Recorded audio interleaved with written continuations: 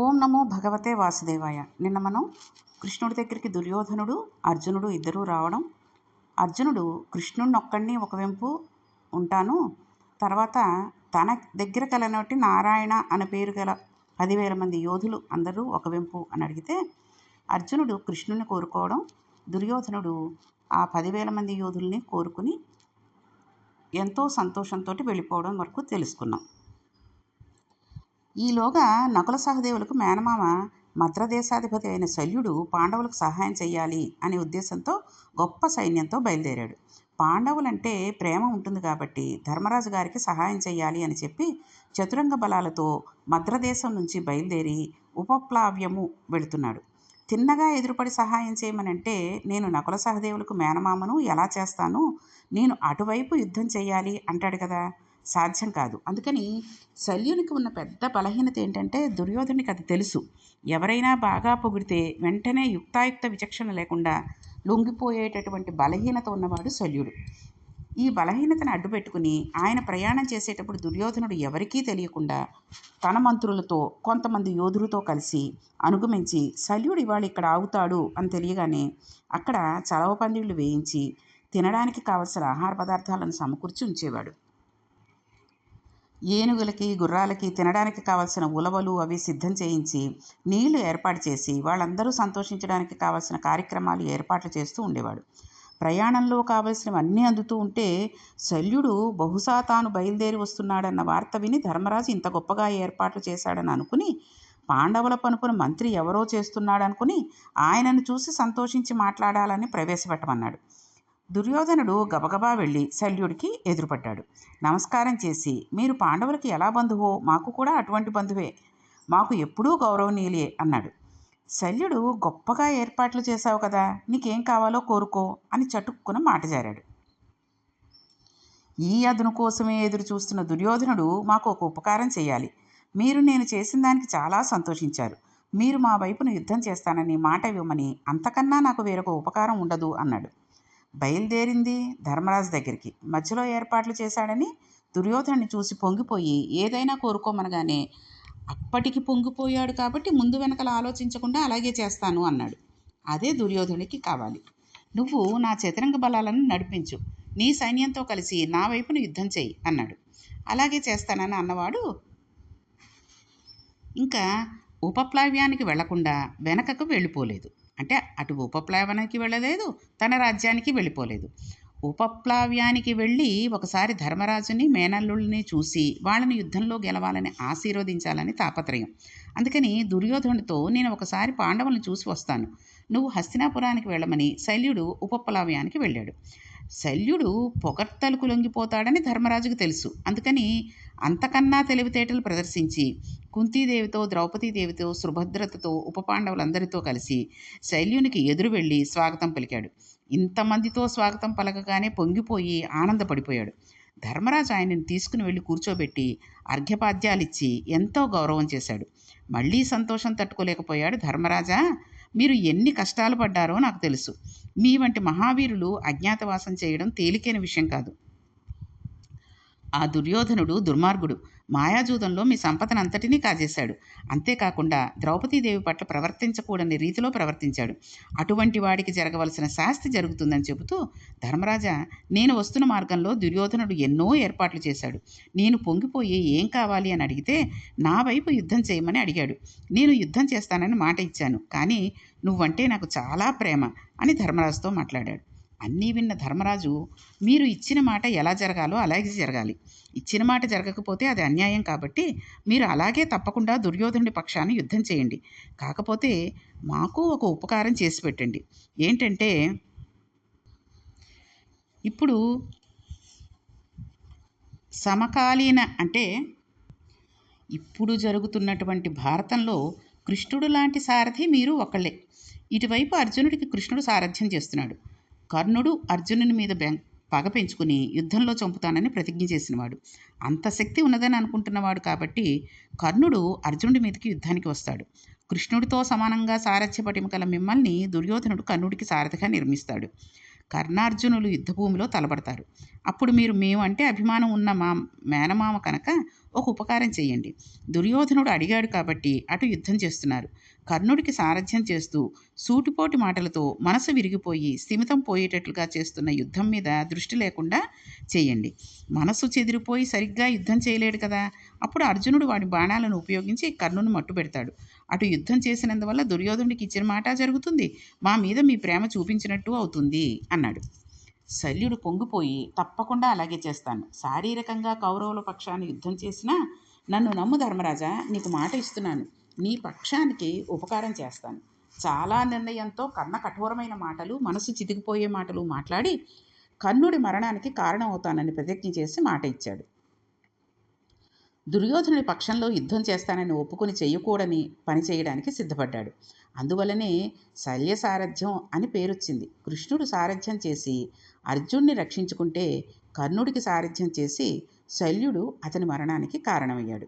దేనివల్ల అంటే తన మనసు ఉబ్బిపోయేటట్లుగా అవతల వారు ప్రవర్తిస్తే యుక్తాయుక్త విచక్షణ మరిచిపోయి ఆత్మహత్యా సదృశమైన మాటలు ఇవ్వడం ఎంతో ప్రమాదకరమైన లక్షణం. ఎంతో శక్తిమంతుడైన మహాభారతంలో శల్యుడు సంపాదించుకున్న కీర్తి లేదు. పొగిడితే పొంగిపోయి అప్రతిష్ట మూటకట్టుకున్నాడు. ఉత్సాహం ఉంచుకోవడానికి పొగడత అవసరం. శృతిమించి లోపల తీసుకుంటే మత్తు పదార్థం కన్నా ఎక్కువ ప్రమాదం తీసుకొస్తుంది. అతిశయంతో ప్రవర్తించిన కారణం చేత పతనమైన నహుషుని వృత్తాంతం చెప్పి దుర్యోధనాదులు కూడా అలాగే పాడైపోతారని చెప్పి హస్తినాపురానికి బయలుదేరాడు. అంటే ఒక పొగడ్త అనేది మనిషికి అవసరమే. ఎందుకంటే ఏదైనా ఒక పని చేసామనుకోండి, చాలా బాగుందమ్మా, బాగా చేసావు అని పొగిడితే ఆ పిల్లలు ఎంతో పొంగిపోతారు.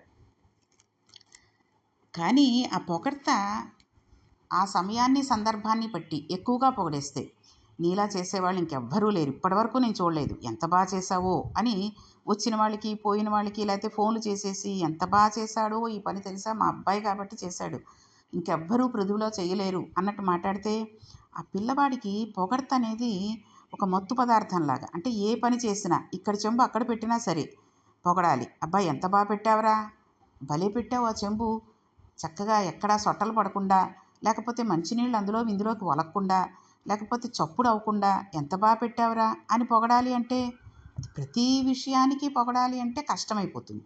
పెద్ద పని ఏదైనా చేసినప్పుడు ఇంట్లో తల్లికి సాయం చేయడమో లేకపోతే బజార్కి వెళ్ళి ఏదో తీసుకురావడమో ఎవరితోటైనా సవ్యంగా మాట్లాడడమో చేసినప్పుడు పొగిడితే అది పర్వాలేదు. ప్రతి విషయానికి పొగడత అనేది కావాలి అని కనుక ఆ పిల్లవాడు మనసు కోరుకుంటుంటే అది చాలా ప్రమాదానికి గురవుతుంది. ఎందుకంటే పొగడత అనేది కూడా ఒక విషబీజం వంటిదే. ఎందుకంటే ఆ పొగడత లేకపోతే నన్ను పొగడట్లేదు ఇంత చేసినా అని వాడిలో ఒక రకమైన ఈర్ష్యాద్వేషాలు రావడమో విరక్తి రావడమో జరిగి ఆ పనులు ఇంకా చెయ్యకపోవడము, లేకపోతే చేసిన పని పొగడడం లేదని తను చేసిన పనిని తానే అంటే ఏదైనా ఒక చక్కగా ఏదైనా ఒకటి కట్టాడు అనుకోండి, సర్దాడు, ఇల్లంతా సర్దాడు, అమ్మాయో అబ్బాయో చక్కగా సర్ది బట్టలన్నీ ఎక్కడుండేవి అక్కడ పెట్టి, అంటే చిన్న చిన్న ఉదాహరణ కింద చిన్నతనంలోనే అది పొగడకుండా బాగానే పెట్టాములేమ్మా అని ఒక మాట మానేసి ఊరుకుంటే వాడికి ఇన్ని రోజులు పొగడతా అలవాటైపోయి ఇంత అందంగా చేసినా పొగడలేదని ఆ సర్దినవన్నీ కూడా విసిరేసేటటువంటి దుర్గుణాలు కూడా వచ్చేస్తూ ఉంటాయి. అంటే అదొక రకమైన శాడిజంలోకి వెళ్ళిపోయేటటువంటి అవకాశాలు కూడా ఉంటాయి. అందుకే ఎంతవరకు మాట్లాడాలో పిల్లలతోటి అంతవరకే మాట్లాడాలి, అంతవరకే పొగడాలి. చదువుల్లో అయినా సరే, పనుల్లో అయినా సరే, ఎక్కడైనా సరే అవతల వాళ్ళని అధిగమించి అంటే శృతి మించి మనం పొగడకూడదు. ఈ విషయాన్ని మనం భారతం ద్వారా ఇవాళ తెలుసుకున్నాం.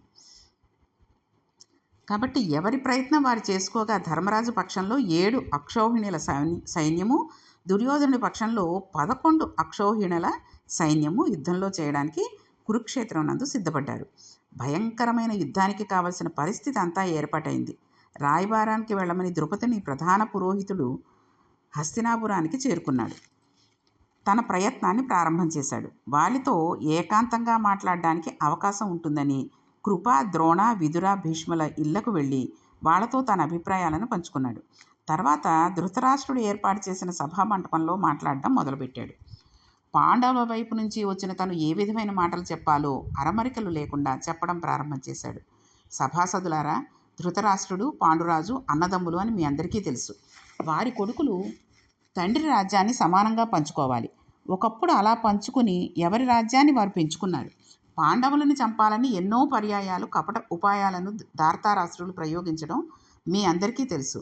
పాండవులు రాజ్యాన్ని పెంచిన తీరు, వారి వైభవాన్ని చూసి కన్నుకుట్టిన దుర్యోధనుడు మోసంతో వంచించి వాళ్ళ సంపదను గ్రహించాడు అన్నది పెద్దవాడైన ధృతరాష్ట్రుడికి మీ అందరికీ కూడా తెలుసు. తెలిసి కూడా ఏమీ అనకుండా ఊరుకుని ఇప్పుడు వాళ్ళ అరణ్య అజ్ఞాతవాసాలు పూర్తి చేసుకుని ఉపప్లావ్యానికి తిరిగి వచ్చారన్న వార్త తెలిసి మిన్నకుండా ఉన్న ధృతరాష్ట్రుని గురించి ఏం చెప్పగలం? ఆయనకు మీరందరూ చెప్పే ప్రయత్నం చేయండి. పాండవులు సహనం కలిగినవారు, సత్యధర్మాల పట్ల ఎంతో నమ్మకము నియతి కలిగినవారు అన్నది తెలియని విషయం కాదు. కపటజూతం ఆడి పాండవుల రాజ్య సంపదను కబళించడం భయంకరమైన విషయం. పతివ్రతా శిరోమణి అయిన ద్రౌపదీదేవిని సభలోకి ఈడ్చి తెచ్చి ఆమె కట్టుకున్న బట్టలను లాగివేసి వివస్త్రను చేసే ప్రయత్నం చేయడం ఎంత గర్హనీయమైన విషయమో మీ అందరికీ తెలుసు.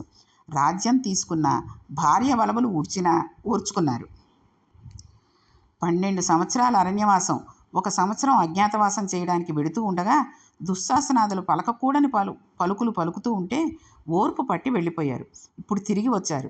యథార్థానికి వాళ్ళు నియమానుసారం అరణ్య అజ్ఞాతవాసాలు పూర్తి చేసినప్పటికీ యుద్ధానికి రాకుండా సంధికి ప్రయత్నిస్తున్నారు. సహజంగా వారి బుద్ధి శాంతిని ఆపేక్షిస్తుంది తప్ప పోరు మార్గం అభిలషించదు. పక్షపాతం ప్రదర్శించకుండా పెద్దలైన మీరు ధృతరాష్ట్రుడికి బుద్ధి చెప్పే సమయాన్న ఆసన్నమైంది. జననష్టం ఇష్టపడిన ధర్మాత్ములైన పాండవులు వారి మిత్రుల సహకారం తీసుకుని సైన్యంతో యుద్ధానికి రావడం జరిగితే చాలా పెద్ద ఎత్తున నష్టం సంభవిస్తుంది. ఆ కారణం చేత సంధి కోరుకుంటున్నారు. పరాక్రమం తక్కువయ్యి యుద్ధానికి భయపడి ఈ ప్రయత్నం చేశారు అనుకోకూడదు. మన పక్షాన 11 అక్షౌహిణ్యుల సైన్యం ఉంది. 7 అక్షౌహిణ్యుల సైన్యం ఉన్న పాండవులు మమ్మల్ని గెలవలేరు అని మీరు అనుకోకూడదు. వారి వైపున అక్షౌహిణుల సంఖ్య తక్కువ ఉండవచ్చు, కానీ సవ్యసాచి అయిన అర్జునుడు గాంధీవం చేతపట్టి అమ్ముల పొదలోంచి బాణాలను తీసి సంధించి వదిలిపెడితే మీరు తట్టుకునే ప్రయత్నం చేయడం కొండను పొట్టేలు వెళ్ళి గుద్దుకున్నట్టుగా ఉంటుంది. దుర్యోధన, అర్జునుడితోటి యుద్ధం చేసే ప్రయత్నం చేస్తే మీరు నష్టపోతారు. ఎంత సైన్యం ఉన్నప్పటికీ అర్జునుని విలువిద్య ముందు నిలబడదు. భీముని పౌరుష ప్రతాపాలు మీకు తెలియనివి కాదు. ఆయన భుజములు ఎటువంటివో, ఉగ్రంగా గదాదండం తిప్పుతూ యుద్ధంలోకి వచ్చేటప్పుడు జరిగే పరిణామం ఎంత దారుణంగా ఉంటుందో మీరు ఊహించలేని వారు కాదు. గొప్ప వీరులైన సాత్యకి, నకుల సహదేవులు ఉన్నారు. అన్నిటినీ మించి మహానుభావుడైన కృష్ణ పరమాత్మ అవతల వైపున ఉన్నాడు. మీరు యుద్ధంలో గెలుస్తారు అనుకోవడం తేలికైన విషయం కాదు. కృష్ణ పరమాత్మ అవతల వైపున ఉండగా ఇవతల పక్షం గెలుస్తారు అనుకోవడం తెలివి తక్కువ. మహానుభావుడైన శ్రీకృష్ణ పరమాత్మ గొప్పతనం తెలియంది కాదు. బుద్ధిబలానికి నిధి అయిన ఆయనకు తెలిసి ఉన్న ఉపాయాలు లోకంలో ఎవరికీ తెలియవు. అటువంటి వాడు అటువైపున ఉండగా మీరు ఎంతమంది ఉన్నా యుద్ధంలో గెలవలేరు. శత్రువుల యొక్క భుజబలం ఎంత గొప్పదైనా దాన్ని హరించడానికి ఎప్పుడు ఏ విధమైన క్రియ చేయాలో తెలిసి ఉన్నవాడు. యువతల వైపు ఎంత గొప్పవారు ఉన్నా కృష్ణుడికి ఎవరెవరిని ఏ వ్యూహాన్ని రచించి పడగొట్టాలో తెలుసు. అటువంటి వాడు అటువైపున ఉండగా మీరు యుద్ధానికి వెళ్ళడం ఎంతో హాస్యాస్పదం. యుద్ధంలో ఎలా జయం కలుగుతుందని అనుకుంటున్నావు? ఆయన అన్ని రకాల యుద్ధ సంబంధమైన మంత్ర విద్యల నుంచి రక్షించగలిగిన నేర్పరి. అన్నిటినీ మించి మనిషికి ఉండి తీరవలసిన లక్షణం ఉన్నవాడు. వివేక నిధి ఎప్పుడూ ఎలా చేయాలో తెలిసి ఉన్న మహానుభావుడు. పరిపూర్ణ అవతారం. సమస్తమైన విద్యలకు అధిపతి అయినవాడు. ఇన్ని గుణములు కలిగిన ఆ మాధవుడు పాండవుల వైపున ఉండగా కౌరవుల వైపున భీష్ముడు, ద్రోణుడు, కర్ణుడు ఉన్నా వారిని మట్టుపెట్టడం పాండవులకు అసాధ్యం కాదు. ఎందువలనంటే ఎప్పటికీ ఎలా వ్యవహరించి సంహరించాలన్న విషయంలో కృష్ణుడు చూపించే చతురత ముందర నిలబడగలిగిన సమర్థులు ఎవరూ ఉండరు. ద్రుపద పురోహితుడికి తర్వాత భీష్ముడు సమాధానం చెబుతూ, అంటే అతను మాట్లాడడం అయిపోయింది చెప్పడం. ఇప్పుడు భీష్ముడు ఆయనకు సమాధానంగా ఇలా చెప్తున్నాడనమాట. ఇది ఎంతో సంతోషకరమైన విషయం. పాండురాజపుత్రుడైన ధర్మరాజు ఏ విధమైన ఆపదలు పడకుండా కష్టమైన అరణ్య అజ్ఞాతవాసాలను పూర్తి చేసుకుని కృష్ణుడితో మిత్రులతో కలిసి ఉన్నాడు. ప్రశాంతమైన మనసుతో ఉండి ఇప్పుడు కూడా ఏ విధమైన ఈర్ష్య లేకుండా శాంతి మార్గాన్ని ఆలోచిస్తున్నాడు అంటే అది చాలా అదృష్టం. అవతల వైపు వారు బ్రతికి ఉండి బట్ట కట్టగలుగుతారు. శాంతి మాటలు మాట్లాడుతున్నాడు అంటే సంతోషకరమైన విషయం. వాళ్ళు పడ్డ కష్టాలు సామాన్యమైనవి కాదు. నిండు సభలో భార్య యొక్క వస్త్రాపహరణం జరుగుతున్నప్పుడు వారి దీనస్థితి, అరణ్యంలో క్రూరమృగాలతో వాళ్ళు పొందిన వ్యతలు, అటువంటి సజ్జనులు అజ్ఞాతవాసం చేసినప్పుడు వాళ్ళ ఉనికి తెలియకుండా కాపాడుకోవడం కోసం వాళ్ళు పడ్డ కష్టాలు ఎవరికైనా చాలా బాధ కలిగిస్తాయి. అటువంటి సజ్జనులు ఇంకా బాధించడం న్యాయం కాదు. వాళ్ళు తీసుకువచ్చిన ప్రతిపాదనని ఆమోదించడం మర్యాదతో కూడుకున్న విషయం. అది కాదు అంటే యుద్ధం జరుగుతుంది. సవ్యసాచి అయిన అర్జునుడు గాంధీవం చేతపట్టి యుద్ధానికి వస్తే తట్టుకోగలిగిన వాళ్ళు ఎవరూ ఉండరు. యుద్ధమే జరిగితే జయాపజయాలను ఎవరూ నిర్ణయించలేరు అనేటప్పటికీ సహజంగా సభలో ఉన్న కర్ణుడికి ఎక్కడలేని ఆగ్రహం వచ్చి లేచి, భీష్మాచార్య, మీరు ఇలా మాట్లాడడం ఎంతమాత్రం సమంజసంగా లేదు అంటూ ఏమి మాట్లాడుతున్నాడో తెలియని స్థితిలో అక్కర్లేని విషయాలను ప్రస్తావన చేశాడు. ఎన్ని మాటలు పదే పదే చెప్పమని అంటారు? పాండవులు ధర్మాత్ములు అని ఎంతో కష్టపడ్డారు అని అంటున్నారు. జూదం జరిగింది. దుర్యోధనుడు అప్పుడు నా పసుపున శకుని ఆడుతాడని చెప్పాడు. ధర్మరాజు అంగీకరించి ఆడాడు. ఓడిపోయాడు కాబట్టి నియమాలను పాటించాడు. అరణ్య అజ్ఞాతవాసాలు చేశాడు. తప్పు ఎంచవలసి వస్తే అది ధర్మరాజు వైపున ఉంది. అజ్ఞాతవాసం సంవత్సర కాలం పూర్తి చేయకుండా గోగ్రహణం జరిగిందని బయటికి వచ్చాడు. నిజానికి నియమం ప్రకారం మళ్ళీ అరణ్యవాసం అజ్ఞాతవాసం చెయ్యాలి. అది చేయకుండా ఇప్పుడు రాజ్యం కావాలని సందేశం పంపితే అది అందరికీ రుచికరంగా ఉందా? మనసు అంగీకరించాలా లేదా? దీనిని సమర్థిస్తూ మాట్లాడుతున్నారా మీరు? విరాట ద్రుపదరాజుల వారి వైపున ఉన్న మాత్రం చేత మిడిసిపడుతూ నా పక్కన సైన్యబలం ఉన్నది అని అంటూ రాజ్యం ఇస్తారా? ఇవ్వరా అని కబురు చేస్తాడా? కురుపతి భయపడిపోయి రాజ్యం ఇచ్చేయాలా? ఈ మాటలు ఒప్పుకోమని భీష్ముడైన మీరు ఎలా చెప్తున్నాడు అన్నాడు. కర్ణుడు ఇలా అనగానే భీష్ముడికి కోపం వచ్చింది. అప్పుడే మర్చిపోయావా కన్నా? మిడిసిపాడుతో మాట్లాడుతూ ఉంటావు. నువ్వు సూర్యుడివే. ఉత్తర గోగ్రహణం జరిగినప్పుడు ఆవుల వెంట వచ్చిన అర్జునుడు యుద్ధంలో మనందరినీ సమ్మోహనాస్త్రం వేసి పడగొట్టాడు. ఆవులను వెనకకు తీసుకుని వెళ్ళిపోయాడు. అప్పుడు నువ్వు అర్జునుడితో యుద్ధంలో ఓడిపోయావు కదా. ఇప్పుడు సభలో కూర్చుని పెద్ద పెద్ద మాటలతో అర్జునుడి గెలుస్తానని అంటున్నావు. ఇంత గొప్పవాడివి, పౌరుష పరాక్రమాలు ఉన్నవాడివి, ఉత్తర గోగ్రహణంలో అర్జునుడిని చంపివేయకపోయావా? సభలో ఏమిటి తెలిసినట్టుగా మాట్లాడుతున్నావు అన్నాడు. అని నీకు తెలిసి ఉన్నట్టుగా ధర్మరాజు అజ్ఞాతవాసం ఏడాది ముందరే భంగం చేసి బయటికి వచ్చాడని మాట్లాడుతున్నావు. ఈ విషయం ఇంతకుముందే ప్రస్తావన వచ్చింది. అర్జునుడు ఆలమందలను తోలుకుని వెడుతుండగా అర్జునుడు బయటికి వచ్చేశాడని ఏడాది పూర్తయిందా అని నన్ను అడిగితే, దుర్యోధనుడికి అందరి ముందు 12 సంవత్సరాల అరణ్యవాసం, 1 సంవత్సరం అజ్ఞాతవాసం పూర్తయిందని కాబట్టి అర్జునుడు బయటికి వచ్చాడని, పాండవుల నియమం చెల్లిపోయిందని అక్కడే చెప్పాను. ఓ కర్ణుడా, అప్పుడు నువ్వు కూడా అక్కడే ఉన్నావు, మాట్లాడకుండా ఊరుకున్నావు. గురువైన ద్రోణుడు, ఆయన కుమారుడు అశ్వత్థామ, కృపాచార్యుడు కూడా ఉన్నారు. ఎప్పటికి ఏది నోటికి వచ్చినట్టు మాట్లాడాలి అనుకుంటే 10 మంది నవ్వుతారని సిగ్గు కూడా లేకుండా మాట్లాడుతున్నావు. నీకేం తెలుసునని, ఏం చేయగలనని మాట్లాడుతున్నావు కనుక మాట్లాడకుండా కూర్చో అన్నాడు. ద్రుపదుని పురోహితుడు రాయబారానికి వచ్చినప్పుడు భీష్ముడు కర్ణుడు దెబ్బలాడుకుంటూ ఉండి, అది శృతిమించి పాండవులు అరణ్య అజ్ఞాతవాసాలు పూర్తి చేశారు, వారికి భీష్ముడి ఆశీర్వచనం ఉన్నదన్న విషయం బట్టబయలయ్యి చివరికి ఎటువంటి విపత్కర పరిస్థితులకు వెళ్ళిపోతాయో అని భయపడిన ధృతరాష్ట్రుడు భీష్ముని శాంతపరిచి వెంటనే ద్రుపద పురోహితుడి వైపు తిరిగి, మహానుభావ, నువ్వు పాండవ పక్షాన రాయబారానికి వచ్చావు, చాలా సంతోషం. నువ్వు చెప్పవలసినది చెప్పావు. నేను కూడా బంధువులతో మంత్రిజనాంతో మంచిగా ఆలోచించి మాట్లాడి బిడ్డలందరికీ సంతోషం కలిగేటట్టుగా, భూమి మీద ఉన్న జనులందరికీ ప్రీతి కలిగేటట్టుగా ఒక నిర్ణయం తీసుకుని ఆ వార్త ధర్మరాజు దగ్గరికి ఒక సౌమ్యుని పంపించి తెలియజేస్తాను. ఇప్పటికి నువ్వు బయలుదేరి వెళ్ళి నా నిర్ణయాన్ని ధర్మరాజుకి తెలియజేయాల్సింది. అంతకన్నా సభను కొనసాగించడం ఇష్టం లేని ధృతరాష్ట్రుడు ద్రుపద పురోహితుడికి మంచి మంచి వస్త్రాలు ఇచ్చి, ఆభూషణాలు, కానుకలు ఇచ్చి వీడ్కోలు పలికాడు. ద్రుపద పురోహితుడు చెప్పవలసిన మాటలు చెప్పినా వినకపోవడం అన్నది వాళ్ళ మౌఢ్యం. కర్ణుడు మాట్లాడినప్పుడు దుర్యోధనుడు, ధృతరాష్ట్రుడు ఏమీ అనకపోవడంలో అది యుద్ధానికి కారణం అవుతుందని ఉద్యోగ పర్వంలో తెలియజేయబడినటువంటి విషయం.